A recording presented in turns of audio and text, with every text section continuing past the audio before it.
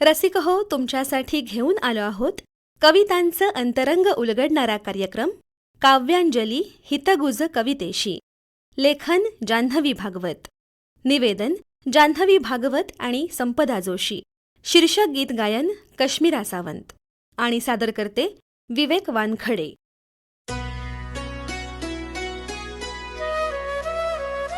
शब्द आणि सुरांचे हे हितगुज काव्यांजली काव्यांजली हितगुज कवितेशी. काव्यांजली काव्यांजली. टप टप पडती अंगावरती प्राजक्ताची फुले. भिर भिर भिर भिर त्या तालावरती गाणे अमुचे जुळे. नमस्कार श्रोते हो, आजच्या कार्यक्रमात मी जान्हवी आणि मी संपदा आपलं मनःपूर्वक स्वागत करतो.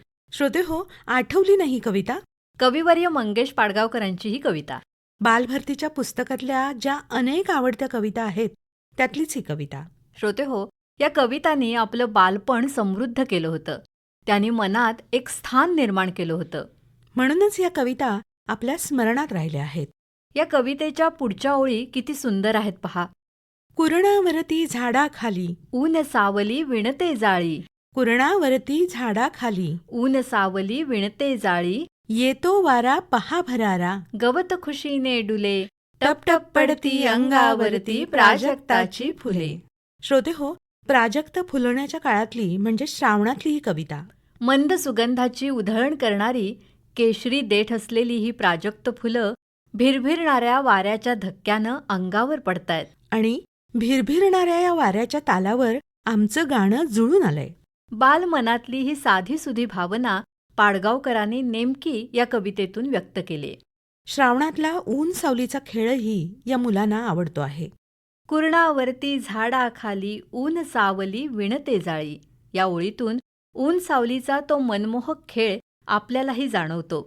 आणि या ऊन सावलीच्या खेळात भिरभिरणारा वाराही सामील होतो. तेव्हा खेळातल्या या नव्या सवंगड्याला पाहून गवतही खुशीनं डोलायला लागतं. दूर दूर हे सूर वाहती. उन्हात पिवळ्या पहा नाहती. दूर दूर हे सूर वाहती. उन्हात पिवळ्या पहा नाहती. हसते धरती फांदीवरती. हा झोपाळा झुले. टप टप पडती अंगावरती प्राजक्ताची फुले. श्रोते हो, निसर्गाशी संवाद साधणारी ही कविता. साधे मोजकेच शब्द नेमका परिणाम साधतात. निसर्गाचं हे संगीत भिरभिरणाऱ्या वाऱ्याबरोबर सगळीकडे पसरत जातं आहे. यात बालमनातला निरागस निष्पाप भाव व्यक्त होताना दिसतोय. पिवळ्या उन्हात नालेले हे सूर वाऱ्याबरोबर दूरवर पसरलेत. फांदीवरच्या झोपाळ्यावर झुला झुलतोय, त्यावर आनंदानं गाणं गात ही मुलं बसलेली आहेत. वाऱ्याबरोबर गाणं आणि आनंद सगळीकडे भरून राहिलाय. झुळझुळणाऱ्या वाऱ्यासारखं आमचं गाणं आहे. लुकलुकणाऱ्या ताऱ्यासारखंही ते आहे. पाऊस, वारा, मोर पिसारा सगळं काही या गाण्यातून व्यक्त होतंय किंवा तो या गाण्याचाच भाग आहे. गाणे अमुचे झुळझुळ वारा. गाणे अमुचे लुकलुक तारा. गाणे अमुचे झुळझुळ वारा. गाणे अमुचे लुकलुक तारा. पाऊस वारा मोर पिसारा. या गाण्यातून फुले. टप टप पडती अंगावरती प्राजक्ताची फुले. श्रोते हो, या कवितेचं शेवटचं कडवं अतिशय सुंदर आणि अर्थपूर्ण आहे. मुलांसाठीची ही कविता असली तरीही जगण्याचा एक छान संदेश पाडगावकरांनी यातून दिलेला आहे. ते म्हणतात, फुलांसारखे सर्व फुलारे. सुरात मिसळूनी सूर चलारे. फुलांसारखे सर्व फुलारे. सुरात मिसळूनी सूर चलारे. गाणे गाती तेच शहाणे. बाकी सारे खुळे. टप टप पडती अंगावरती प्राजक्ताची फुले. श्रोते हो, निसर्गातल्या कोणत्याच गोष्टीत भेदभाव नसतो. झाडं, वारा, पशुपक्षी एक होऊन जगत असतात, एकमेकांवर अवलंबून असतात. म्हणूनच निसर्गाचं संगीत हे नेहमी आनंद, मनःशांती देणारं असतं.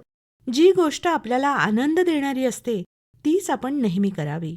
आनंदाच्या लहरी या मनापासून त्या मनापर्यंत पोहोचल्या की सूर आपोआपच जुळून येतात.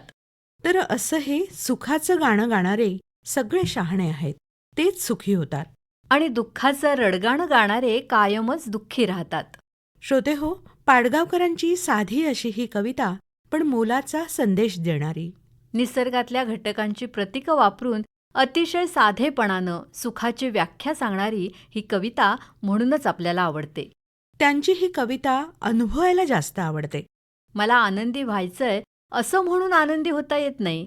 छोट्या छोट्या गोष्टीतून आनंद शोधावा लागतो. आणि भिरभिरणाऱ्या वाऱ्यासारखा तो सर्वत्र वाटत सुटावा लागतो. तर श्रोते हो, अशा या आनंदी जगण्यावर शतदा प्रेम करणारे कवी मंगेश पाडगावकर म्हणजे आनंद यात्रीच जणू. आपल्या ज्या कवितेतून त्यांनी जगण्याचं मर्म सांगितलंय, त्या कवितेचं झालेलं गाणं आधी आपण ऐकूया. श्रोते हो, जीवनाचं मर्म सांगणारं पाडगावकरांचं हे गीत अरुण दाते यांनीही तितक्याच समरसतेनं आणि आत्मीयतेनं गायलंय आणि म्हणूनच ते अजरामर झालंय. अनेकांना प्रेरणा देणारी, अनेकांचं जीवन घडवणारी अशी ही मंगेश पाडगावकरांची कविता. आपल्याला थोडीशी जरी निराशा आली, थोडंसं काही मनासारखं झालं नाही, तर आपण लगेच खचून जातो. मला हे मिळालं नाही, ते मिळालं नाही असे विचार करत कुढत राहतो. पण जगणं किती सुंदर आहे ना. एकदाच मिळणाऱ्या मनुष्य जन्मात अनेक गोष्टी पाहायच्या आहेत, करायच्या आहेत, अनुभवायच्या आहेत, हेच मुळी आपण विसरून जातो. पण आपण असं जगावं की आपल्या जगण्याचा इतरांनाही अभिमान वाटावा, असं आपल्याला कधी वाटतं का हो? या जन्मावर या जगण्यावर शतदा प्रेम करावे. ज्याला जीवनाविषयी प्रचंड प्रेम आहे, जगण्यावर अढळ विश्वास आहे, त्यालाच हे शब्द सुचू शकतात. चंचल वारा या जलधारा, भिजली काळी माती, हिरवे हिरवे प्राण तशीही रुजून आली पाती. फुले लाजरी बघून कुणाचे, हळवे ओठ स्मरावे. या जन्मावर या जगण्यावर शतदा प्रेम करावे. श्रोते हो, जगण्याची आसक्ती, जगण्यावरचं प्रेम या कवितेतून दिसून येतं. हिरवे हिरवे प्राण तशीही रुजून आली पाती. ही ओळ आपल्या सगळ्यांचीच खूप आवडतीये. चिमुकली गवताची पाती रुजून येतात तेव्हा त्यांच्या रूपानं सृजनच रुजून आलेलं असतं. फुलांचा कोमलपणा प्रेयसीच्या हळव्या कोमल ओठांची आठवण करून देतो. निसर्गातल्या प्रतिमांचं मानवी जीवनाशी असलेलं हे नातं इतकं लोभसवणं आहे की त्या नात्याचीच भुरळ पडावी आणि जगणं गाणं व्हावं. रंगांचा उघडून या पंखा, सांज कुणीही केली. काळोखाच्या दारावरती नक्षत्रांच्या वेली. 6 ऋतूंचे 6 सोहळे येथे भान हरावे. या जन्मावर या जगण्यावर शतदा प्रेम करावे. श्रोते हो, या ओळी निव्वळ लाजवाब. सायंकाळच्या सुंदर रंगांचा अद्भुत असा पंखा तो कुणीतरी उघडून ठेवलाय, इतकी लोभसवाणी संध्याकाळ आपल्याला अनुभवायला मिळते. सृष्टीचं हे मनभावन रूप आपल्याला पाहायला मिळतंय ते केवळ आपण इथे या पृथ्वीतलावर जन्म घेतलाय म्हणून. काळोखाच्या दारावरती नक्षत्रांच्या वेली. ही ओळ तर या कवितेचं सौंदर्य स्थळच आहे. रंगांचा पंखा उघडून झालेली सायंकाळ आता रात्रीत परावर्तित व्हायला लागले. अशातच रंगांचा पंखा मिटू पाहतोय आणि नक्षत्रांसारखा एक एक तारा लुकलुकायला लागलाय. जणू काही ताऱ्यांच्या या वेलींनी आकाश मंडप कोणीतरी सजवला आहे. श्रोते हो, हा झाला वरवरचा अर्थ. पण जीवनाकडे पाहण्याचा अर्थ आणि दृष्टी देणारी ही कविता असल्यामुळे यातला लपलेला अर्थ असा आहे. जीवनात कितीही गडद अंधार असला तरी तिथं प्रकाशाचं एखादं नक्षत्र म्हणजेच एक तारा आहे जो तुम्हाला जगण्याचं बळ देणारा आहे. म्हणजेच तुमचा आशावाद हाच तो तारा आहे. तोच तुम्हाला या निराशेच्या गर्तेतून बाहेर पडायला मदत करणार आहे, सकारात्मकतेची ऊर्जा देणार आहे. श्रोते हो, या कवितेचं शेवटचं कडवं असं आहे. या ओठांनी चुंबून घेईन हजारदा ही माती. अनंत मरणे झेलून घ्यावी इथल्या जगण्यासाठी. इथल्या पिंपळ पानावरती अवघे विश्व तरावे. या जन्मावर या जगण्यावर शतदा प्रेम करावे. इथल्या या जगण्यासाठी अनंत मरणंसुद्धा झेलून घ्यायला मी तयार आहे. आणि तरीही पुन्हा पुन्हा मला या भूमीवर यायचंय, इथे जगायचंय. श्रोते हो, जगण्यावरची गाढ श्रद्धा या ओळीतून आपल्याला दिसते. कविवर्य मंगेश पाडगावकरांच्या कवितांची हीच तर खरी खासियत आहे. जीवनदृष्टी, जगण्याचा दुर्दम्य आशावाद देणारी ही कविता म्हणूनच तर अजरामर आहे. श्रोते हो, आता जाणून घेऊया कविवर्य मंगेश पाडगावकर यांच्याविषयी. त्यांच्या व्यक्तिमत्वात अत्यंत साधेपणा होता, पण त्यांची कविता मात्र खूप श्रीमंत होती. कविता ही कागदावर जन्मत नाही, तर ती माणसाच्या मनात जन्मते. कविता लिहिण्याची घाई करू नका, आधी ती मनात जागू द्या.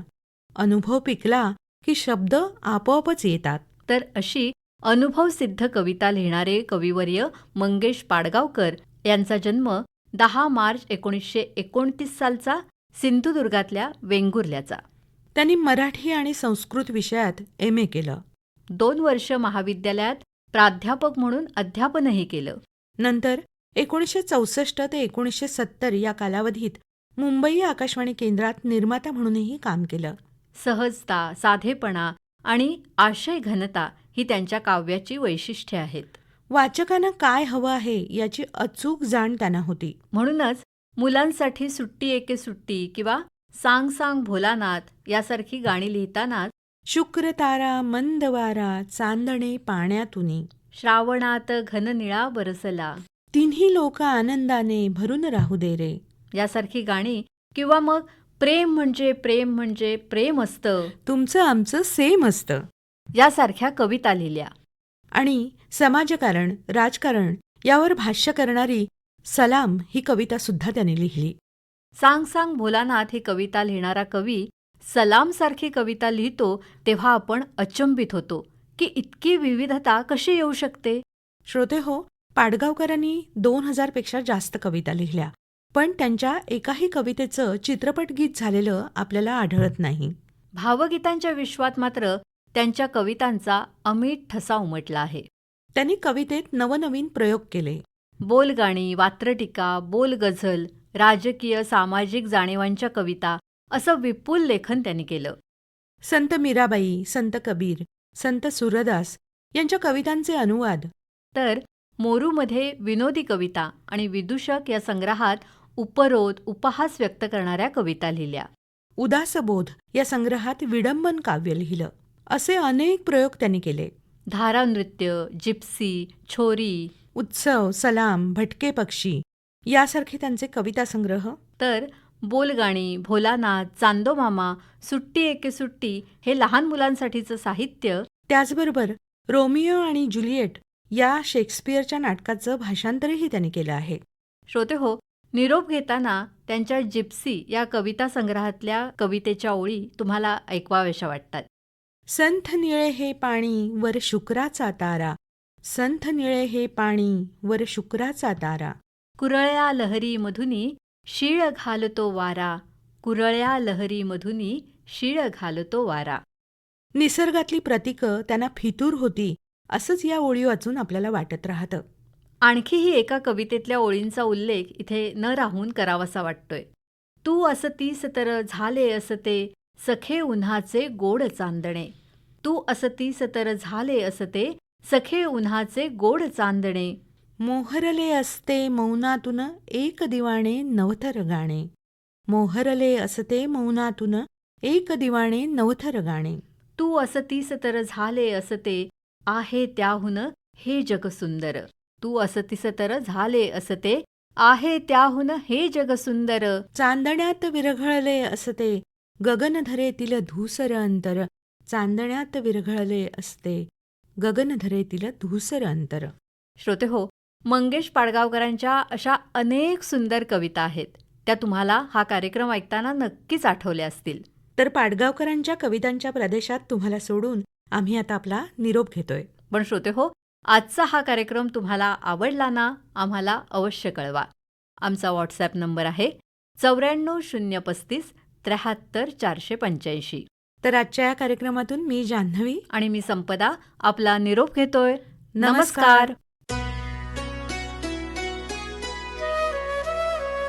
शब्द आणि सुरांचे हे हितगुज काव्यांजली, काव्यांजली हितगुज कवितेशी, काव्यांजली, काव्यांजली.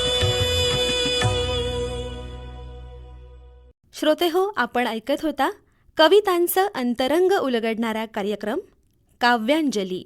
हितगुज कवितेशी. लेखन जान्हवी भागवत. निवेदन जान्हवी भागवत आणि संपदा जोशी. शीर्षक गीत गायन कश्मीरा सावंत आणि सादरकर्ते विवेक वानखडे.